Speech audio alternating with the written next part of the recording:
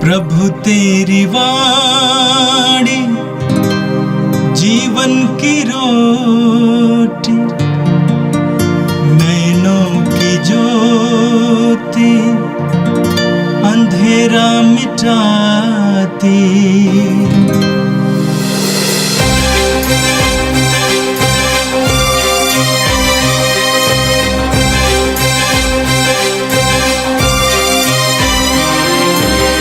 प्रभु तेरी वाणी जीवन की रोटी, नैनों की ज्योति अंधेरा मिटाती। प्रभु तेरी वाणी जीवन की रोटी, नैनों की ज्योति अंधेरा मिटाती। वाणी वाणी वाणी वाणी वाणी पवित्र है, शाश्वत है, जीवन का मन्ना है।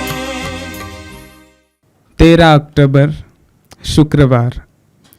पहला पाठ योएल का ग्रंथ, अध्याय 1 पद संख्याएं 13 से 15, अध्याय 2 पद संख्याएं 1 से 2 तक। हे याजकों, टाट ओढ़कर शोक मनाओ, वेदी के सेवकों विलाप करो।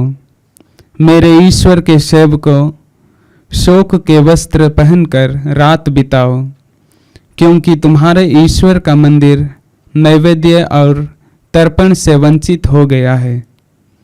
उपवास की घोषणा करो, सभा बुलाओ, बूढ़ों और देश के सभी निवासियों को अपने प्रभु ईश्वर के मंदिर में एकत्र करो और प्रभु की दुहाई दो। हाय, वह दिन आ रहा है, प्रभु का दिन निकट आ गया है। वह सर्वशक्तिमान की विनाश लीला की तरह आ रहा है। सियोन में तुरही बजाओ, मेरे पवित्र पर्वत पर खतरे का घंटा बजाओ। देश के सभी निवासी कांप उठे, क्योंकि प्रभु का दिन आ रहा है। वह निकट आ गया है। वह अंधकार और विषाद का दिन है। वह बादलों और अंधेरे का दिन है।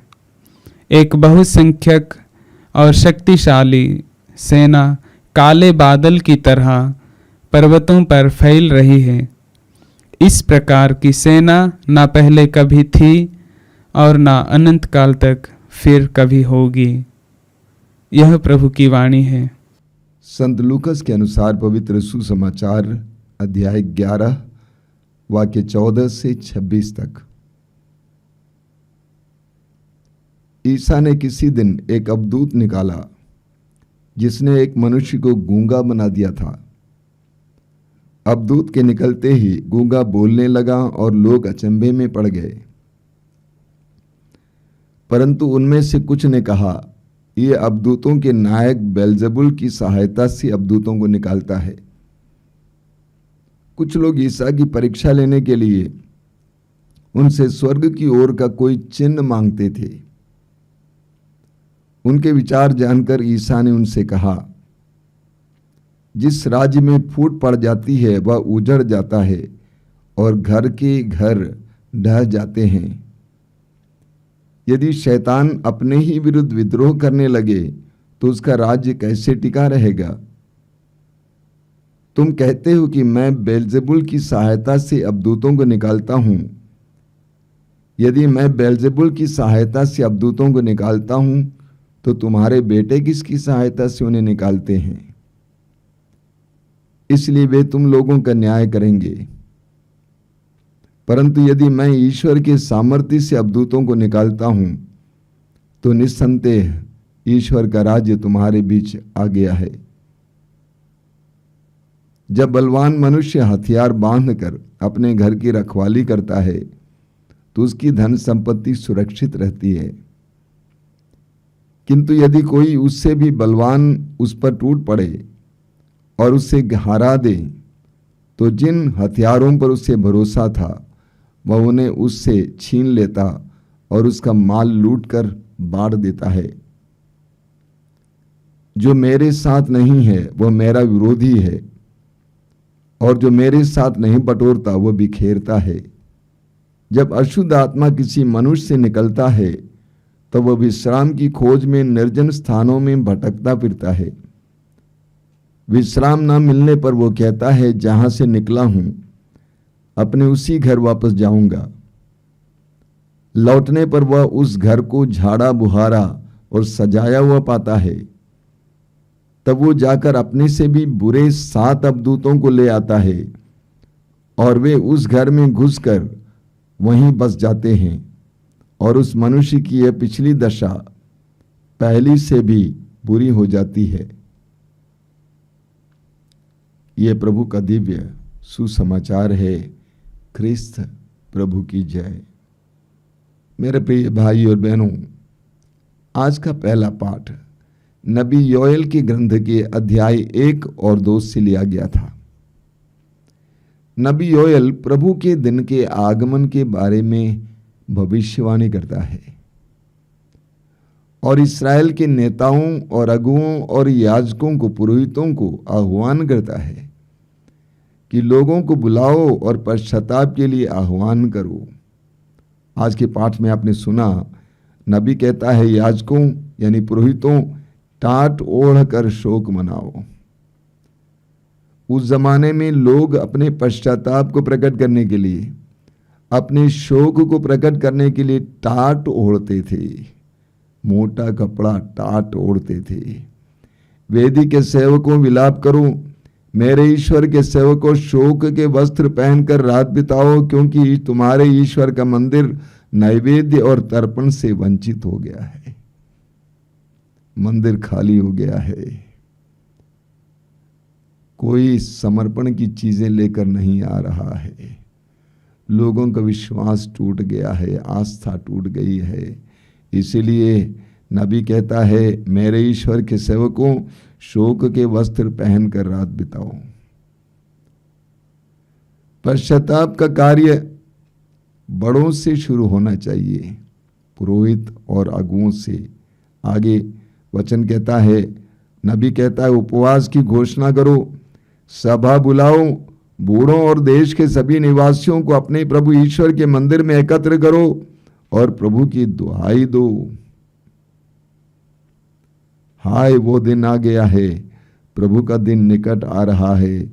वह सर्वशक्तिमान की विनाश लीला की तरह आ रहा है। प्रभु के दिन के आगमन के बारे में, न्याय के दिन के आगमन के बारे में बताते हुए नबी कहता है, पश्चाताप करो, उपवास करो, ईश्वर की दुहाई दो। मेरे प्रिय भाई और बहनों, आज की परिस्थिति उस समय से कोई भिन्न नहीं है। आज की परिस्थिति उस समय की परिस्थिति से कहीं भिन्न नहीं है। अन्याय, शोषण, अत्याचार, बेईमानी, भ्रष्टाचार, व्यभिचार, बुराइयां, अशांति, युद्ध। आज भी प्रभु हम में से हर एक विश्वासी को और मसीह को आह्वान करते हैं, पश्चाताप करो, ईश्वर की दुहाई दो। समाज के परिवर्तन के लिए, संसार के परिवर्तन के लिए यही एकमात्र उपाय है, ईश्वर की दुहाई देना, उपवास करना, तपस्या करना, पश्चाताप करना। आज हमारे परिवारों की भी क्या स्थिति है? ऐसी परिस्थिति में प्रभु नबी योएल के द्वारा हम सबको आह्वान करते हैं, उपवास करो, प्रार्थना करो, ईश्वर की दुहाई दो, पश्चाताप करो, ताकि प्रभु का सामना करने के लिए, प्रभु की कृपा से भरने के लिए तुम तैयार हो जाओगे। और आज का सुसमाचार संत लूकस के सुसमाचार के अध्याय 11 से लिया गया था। सुसमाचारों में हम पढ़ते हैं कि प्रभु यीशु चारों ओर ईश्वर के राज्य का प्रसार और प्रचार करते हुए घूमते थे।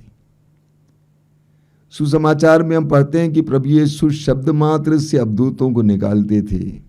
मत्ती अध्याय 8 उसके वाक्य 16 में हम पढ़ते हैं, संध्या होने पर लोग बहुत से अवधूत ग्रस्तों को यीशु के पास ले आते थे और यीशु शब्द मात्र से अवधूतों को निकालते थे। और प्रभु यीशु ने अपने शिष्यों को भी यह अधिकार दिया। आज के सुसमाचार में आपने सुना कि प्रभु यीशु ने एक अवधूत को निकाला जिसने एक इंसान को गूंगा बना रखा था और वो बोलने लगा। अब लोगों में अलग अलग प्रतिक्रियाएं थी। कई लोगों ने ईश्वर की स्तुति की, ईश्वर को धन्यवाद दिया, लेकिन फरीसियों ने क्या कहा? उन्होंने कहा यह अवधूतों के नायक बेलजेबुल की सहायता से अवधूतों को निकालता है। वे वहां पर ईश्वर का हाथ देखने में असमर्थ थे। उन्होंने कहा कि ये तो अवधूतों का नायक बेलजेबुल के नाम पर अवधूतों को निकालता है। प्रभु ने जवाब में कहा, यदि शैतान अपने ही विरुद्ध विद्रोह करने लगे तो उसका राज्य कैसे टिका रहेगा? क्या शैतान अपने ही विरुद्ध विद्रोह करेगा? यह तो संभव नहीं है। आगे प्रभु ने उनसे पूछा, यदि मैं बेलजेबुल की सहायता से अवधूतों को निकालता हूं तो तुम्हारे बेटे जो अवधूत निकालते हैं वे किसकी सहायता से निकालते हैं? परंतु यदि मैं ईश्वर के सामर्थ्य से अवधूतों को निकालता हूं तो निस्संदेह ईश्वर का राज तुम्हारे बीच आ गया है। यदि तुम ये स्वीकार करोगे कि मैं ईश्वर के सामर्थ्य से अवधूतों को निकालता हूं, प्रभु यीशु कहते हैं, तो तुम महसूस करोगे कि ईश्वर का राज तुम्हारे निकट आ गया है। तुम ईश्वर के इस महान कार्य को देखोगे और ईश्वर को धन्यवाद दोगे। यह महसूस करोगे कि ईश्वर हमारे पास आ गया है, ईश्वर का राज्य हमारे निकट आ गया है। आगे प्रभु कहते हैं, जब बलवान मनुष्य हथियार बांधकर अपने घर की रखवाली करता है तो उसकी धन संपत्ति सुरक्षित रहती है। एक बलवान मनुष्य ही अपने आप को सुरक्षित रख सकता है, किंतु यदि कोई उससे भी बलवान उस पर टूट पड़े और उसे हरा दे तो जिन हथियारों पर उसे भरोसा था वह उन्हें उससे छीन लेता और उसका माल लूट कर बांट देता है। प्रभु यीशु लोगों को एक गहरी बात समझा रहे थे। प्रभु यीशु ये बता रहे थे कि मेरे अंदर ईश्वर का सामर्थ्य कार्य कर रहा है, इसलिए मैं अवधूतों को निकालने में समर्थ हूं। मेरे अंदर कार्य कर रहे ईश्वर के सामर्थ्य को तुम देखो। अगर मेरे अंदर बल नहीं होता, शक्ति नहीं होती, तो अवधूतों को निकाल नहीं पाता। आगे प्रभु यीशु एक बहुत सुंदर वचन सुनाते हैं। वो कहते हैं, जो मेरे साथ नहीं है वो मेरा विरोधी है। जो मेरे साथ नहीं है वो मेरा विरोधी है, और जो मेरे साथ नहीं बटोरता भी बिखरता है। ये यीशु के साथ है, यीशु के साथ बटोरता है, वो वास्तव में बटोरता है। वो अपने जीवन में सफल होता है, लेकिन बिना यीशु के जो कार्य करने का प्रयास करता है वो बिखेरता है। यूहन्ना के समाचार के अध्याय 15 वाक्य 5 प्रभु कहते हैं, जिसमें मैं रहता हूं वही बहुत फल उत्पन्न करता है, क्योंकि मुझसे अलग रहकर तुम कुछ भी नहीं कर सकते। आगे प्रभु यीशु हमें एक सुंदर दृष्टांत समझाते हैं, उसके द्वारा एक गहरा ज्ञान देते हैं। जब अशुद्ध आत्मा किसी मनुष्य से निकलता है तो वह विश्राम की खोज में निर्जन स्थानों में भटकता फिरता है। विश्राम ना मिलने पर वो कहता है, जहां से निकला हूं अपने उसी घर वापस जाऊंगा। लौटने पर वह उस घर को झाड़ा बुहारा और सजाया हुआ पाता है। तब वो जाकर अपने से भी बुरे 7 अवधूतों को ले आता है और वे उस घर में घुसकर वहीं बस जाते हैं, और उस मनुष्य की यह पिछली दशा पहली से भी बुरी हो जाती है। कई लोग सवाल करते हैं, बंधनों में पड़े, विभिन्न प्रकार की बुरी आदतों में पड़े कई लोग साधना केंद्रों में जाते हैं, प्रभु का वचन सुनते हैं, सभाओं में जाते हैं, प्रभु का वचन सुनते हैं, वे सुधर जाते हैं, आराम से शुद्ध हो जाते हैं, लेकिन उसके बाद कुछ महीनों के बाद या कुछ दिनों के बाद फिर उससे बदतर हो जाते हैं। ऐसा क्यों? इसका जवाब प्रभु यीशु यहां पे देते हैं। ये काफी नहीं है कि हम अवधूत से छुटकारा पाएं, दुष्ट आत्माओं से छुटकारा पाएं और हमारा हृदय खाली रहे, साफ सुथरा जरूर है लेकिन खाली रहे, तो अवधूत फिर अपने दोस्तों के साथ हमारे अंदर बसने के लिए आएगा। मैं कहूंगा अंग्रेजी में, deliverance is not enough, you should be anointed by the Holi spirit. यानी दुष्ट आत्माओं से मुक्ति ही काफी नहीं है, बल्कि पवित्र आत्मा का अभिषेक भी पाना जरूरी है। हम बुरी आदतों से छुटकारा पाए, दुष्ट आत्माओं से छुटकारा पाए, इतना काफी नहीं है, हमें पवित्र आत्मा से अभिषिक्त होने की जरूरत है। वो जगह जो हमने साफ किया, खाली किया, वहां पर पवित्र आत्मा का निवास होना चाहिए। हमारे आश्रम में भी बहुत सारे भाई बहन आते हैं जो विभिन्न प्रकार की बुरी आदतों के शिकार हैं, जैसा कि नशा इत्यादि। मैं उनसे कहता हूं कि आप यहां पर सुरक्षित रहे हैं, ये काफी नहीं है। अभी आप साफ हो गए हैं, आपको अब वापस जाना है और पवित्र आत्मा की संगति में रहना है। पवित्र वचन के द्वारा, प्रार्थना के द्वारा पवित्र आत्मा का सानिध्य अपने अंदर महसूस करना है। अगर पवित्र आत्मा वहां निवास करता है तो दुष्ट आत्मा फिर से आपके पास वापस नहीं आएगी। तो बंधनों से आजादी ही काफी नहीं है, बल्कि पवित्र आत्मा से भर जाना ये आवश्यक है। संत पौलुस कहते हैं कि आप नहीं जानते हैं कि आप ईश्वर के मंदिर हैं और ईश्वर का आत्मा आप में निवास करता है। यदि हम शुद्ध हो जाते हैं, उसके बाद ईश्वर का आत्मा हमारे अंदर निवास करता है, वो आत्मा हमारे अंदर क्रियाशील होता है, तो दुष्ट आत्माएं हमें फिर अपने वश में नहीं कर पाएंगी, बुरी आदतें हमें फिर अपने वश में नहीं कर पाएंगी। आइए हम प्रार्थना करें। प्रभु, धन्यवाद देते हैं आज के पवित्र वचनों के लिए। तूने हमें गहराई से समझाया है कि तू इस संसार में ईश्वर के राज्य के विस्तार के लिए आया। तूने ईश्वर के सामर्थ्य से अवधूतों को निकाला, दुष्ट आत्माओं को निकाला। आज भी तू ईश्वर के सामर्थ्य से दुष्ट आत्माओं को निकालता है, अवधूतों को निकालता है। तेरी उपस्थिति महसूस करने के लिए और तेरे इस सामर्थ्य को घोषित करने के लिए, अंगीकार करने के लिए हमें कृपा दीजिए। कई प्रकार के बंधनों और दुष्ट आत्माओं से हम आजाद हो जाते हैं, उन सारे क्षणों में पवित्र आत्मा से भर जाने के लिए हमें कृपा दीजिए।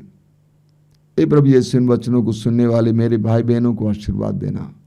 आज के दिन वे जहाँ कहीं भी जाएं, वहाँ पर तेरी उपस्थिति का उन्हें एहसास हो। हमारी प्रार्थना को ग्रहण कर, आमीन। प्रभु तेरी वाणी जीवन की रोटी, नैनों की ज्योति अंधेरा मिटाती। वाणी वाणी वाणी वाणी वाणी पवित्र है, शाश्वत है, जीवन का मन्ना है।